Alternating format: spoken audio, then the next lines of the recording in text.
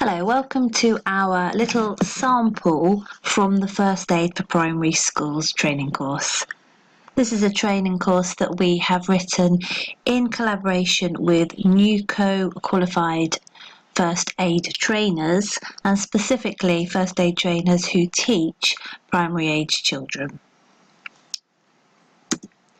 Today we're just going to run through one of the various sessions, and this session, or this module, is teaching children about asthma.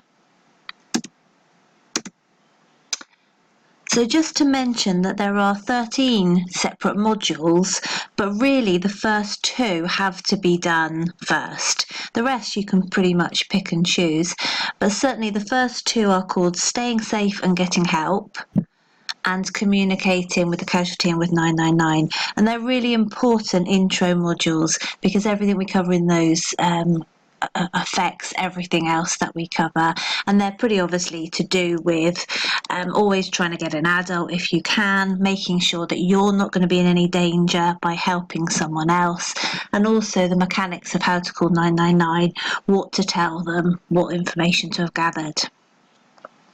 So we've already done those intro modules. Also, at this stage of teaching asthma, we've already issued everyone with a little fold-up first aid guide. It's an A4 sheet of paper that just folds, covers everything that goes into this whole course, and a little record card. And I've chosen to use an exercise book, which we get people to write the key points in, also put various handouts into. So at the bottom there's the little record card, a list of all the things we're going to cover, and then we can tick or date it. And then this is just the fold up A4 first aid guide, and as you can see it's very simply summarising all the topic areas. So for today's session we're going to do asthma, and so all I need to do is grab the asthma pack. So as you can see, it's a series of sheets that's got everything in it that you need to teach a session on asthma. You don't have to make up or find anything. So for every separate module, there's a one-page overview, and it gives you all the first aid basics. So even if you personally are not a qualified first aider, there is enough information here so that you can teach the module quite happily. And it tells in primary school language what asthma is, how we offer help, a couple of notes at the bottom on teaching this to children, and also the practical activities we can include. All of this is anyway on the PowerPoint presentation, but this is for you to just have a quick run through to make sure you're happy with the first aid basics. Second thing in the little pack for asthma is a lesson plan, and the lesson plan goes through the timings. It also, as you can see in the middle column, has a list of the resources needed for this session, and so it's telling me that I need the PowerPoint loaded, pretty obviously. I need some straws, that will become clear in a minute, one per person. And I need, if I can, a couple of dummy inhalers, or one dummy inhaler, so that we can show the children what it is and they can understand the importance of it. At the bottom there's also some additional resources if you want them. So for every module there's going to be a quiz, a word search, there's a colouring in, and then you can obviously choose to do some other things. And as you can see, areas at the bottom for ticking: assessment for learning, your notes, curriculum lists, links, and also the date we cover stuff. These are some of the additional resources then. So there's the quiz, which is normally a 5 or 6 question multiple choice. There's a word search, and then over on the right hand side there's a colouring in. You can choose to use all, none, or some of these. So in my session I'm going to do the word search as part of the session, and then I'm going to give the quiz to be done as a little piece of homework. There's also a set of teaching notes, which is literally just the mini versions of the PowerPoint screens with a few comments. Sorry, let me move that down a bit. Again, you might not feel that you need to print these up, but if you wish to, they're all available and they're just there for reference really. So now I'm ready. I've gathered my straws, I've got a couple of dummy inhalers, I've got photocopies of my quizzes and my word searches. The PowerPoint's loaded up, I'm ready to go. So let's just have a quick run through of what the PowerPoint looks like, because this is then the structure, the content of the lesson itself. So I'll just go into the PowerPoint and the teaching of it. Okay, so today we're going to be looking at something called asthma. So what is asthma? Well, when we breathe, the air goes in and out of our lungs inside of our chests. You can all breathe in and out and feel as you breathe in that your lungs get bigger and your chest moves outwards, and when you breathe out again, your lungs get smaller and the air comes out and your chest goes down again. When you don't have asthma, the air just goes in and out and in and out very happily and very easily. That's just normal breathing. But when you do have asthma, sometimes your lungs get all tight and they make thick, sticky stuff called mucus. If you look in the picture, this picture's got lungs. This is what lungs look like. They're great big and inside of our chest, and they've got lots of little branches. And when you have asthma, all these branches can start to get stuck up. Now that makes it really hard to breathe. It can make people cough or wheeze, that sort of noise. And it can be really hard for them to breathe, which means it can be quite a scary thing for them to experience. Lots and lots of children have asthma. It's not something you can catch from anyone else. It's just something that some people have. So for those of you who don't have asthma, we're just going to do a little thing to let you see what it feels like. Anyone in class, so those of you that do have asthma, I want you to stay sat down. Anyone who does not have asthma, I'd like you to grab a straw from the table in front of you, stand up and find a little space. And when I say go, I want you to either run really, really, really quickly on the spot or do some star jumps. And then I'm going to tell you to stop. So ready, go. Okay, so we've nearly come to the end. I want you to make sure you've got your straw in your hand. And when I say stop, you're going to breathe, but only through the straw. So stop. And in, out, in, out, in, out, through the straw, not through anything else, just through the straw. Okay, and stop. And I think lots of you found there that was really, really hard. You couldn't get enough air in through your straw. And very importantly, you couldn't get enough air out again. And that's what it feels like when you have asthma. If I made you do that for a long time, you would get really, really panicky. It would feel horrible not to be able to breathe properly. And that's what it feels like for people who have asthma. Now, people who have asthma they can be quite normal, breathe okay, and then suddenly asthma can come on. And that's often caused by something called a trigger. Is the thing that makes the asthma start. And there are all sorts of triggers that people can have. We'll chat in a sec with the people in class who do have asthma, and you can tell us what your triggers are. But normally they're things like pets. When you stroke the cat or the dog, it brings on asthma. Lots of people have exercise. So when we're out running around in the playground or doing PE, suddenly people's asthma can come on. Or smoke, or different types of flowers and trees. But it can also be just that people get upset. They're frightened or upset or angry, and that can bring asthma on too. There are lots of different triggers, and it's important that people with asthma know what their triggers are, because then they can avoid them, can't they? So those of you who do have asthma, what sort of triggers do you have? Okay. Now the great thing is then that we can help these people. However, how will you know they're having an asthma attack? Well, they find it really hard to breathe.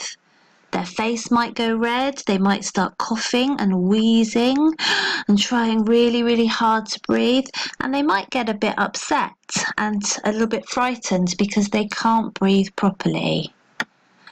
So if they're in the playground, they might stop running around, perhaps bend over a bit, and you will see them finding it difficult to breathe. So what can you do?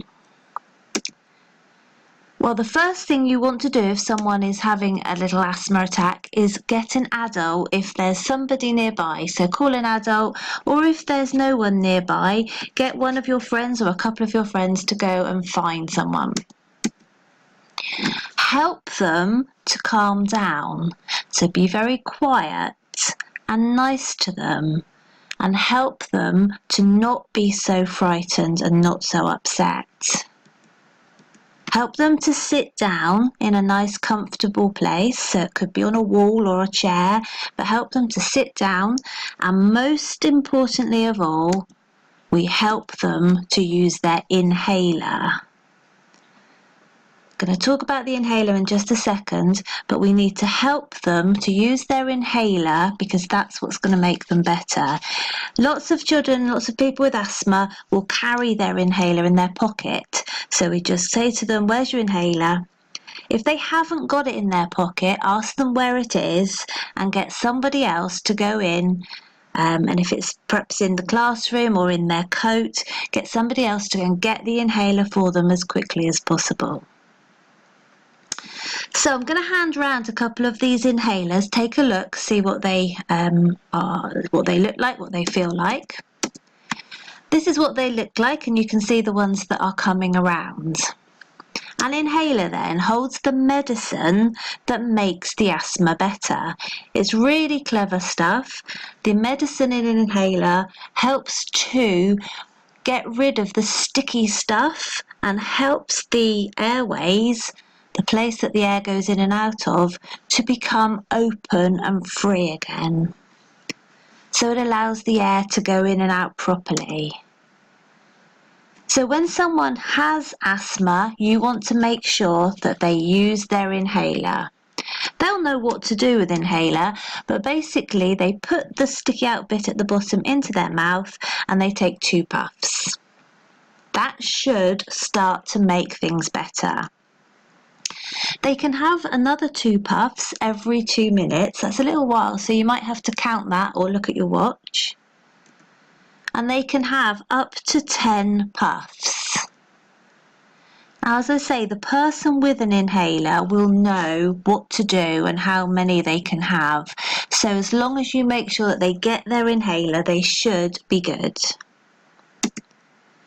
But if they're not getting any better, and they've had 10 puffs and they've been sat down calmly for quite a long time and they're still not getting any better, then we need to call 999.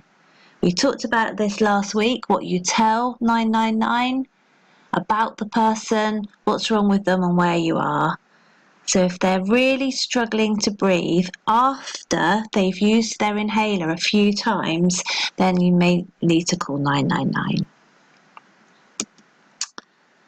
Okay, so we've got a little video here that runs through a person having asthma and other people working out what to do, getting the inhaler and helping them. So it only takes a couple of minutes. We're just going to watch the video quickly. Okay, so I hope you see how to help a person with asthma and how important you can be in making someone better. So this is the single most important thing you need to remember. If someone has asthma, we need to help them be calm and help them use their inhaler. I think and I hope you all now know how important an inhaler is and how important it is that you never touch somebody else's inhaler. that you don't mess around with it, you don't hide it, you don't touch it, because that inhaler is the only thing that will help someone when they are really, really struggling to breathe because of their asthma. So help them to be calm and help them to use their inhaler. So what we're going to do now is have a little practice at this. I'd like you to get into groups. And in the group, one of you is going to pretend to have asthma. So you're going to breathe really heavily, be wheezing, be really frightened. And I want the other people to do what needs to be done to help that person. There are some dummy inhalers, come and take them. And then I'd like you to spend a few minutes in your groups practicing.